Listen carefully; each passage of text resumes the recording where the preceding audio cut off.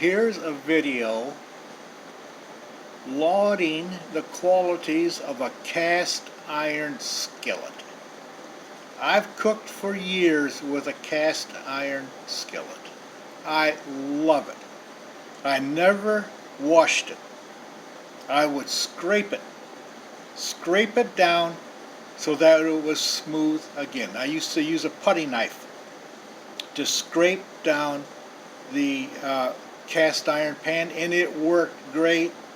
I never got sick, and the finish was always smooth. Cook an egg on it, and it never stuck to the pan. I loved cast iron, but I had to get rid of it because I began to be afraid of the pan. Not the pan, the burner under the pan. I got an electric stove, and I got to thinking, what would happen? It's very easy for me to do this. I'll be cooking something, put it on slow cook on top of the range, electric range, and then I get an idea I want to go somewhere. I leave the house. The electric burner is still on. Whatever is in the cast iron pan is still cooking. I forgot about it. I come back and I see flames coming out of the roof of my house because I left the burner on with the pan on top. And if there's oil in it, it catches fire and it flames up. The whole house catches on fire. So I gave up the beautiful cast iron pan. What I use now is an electric frying pan.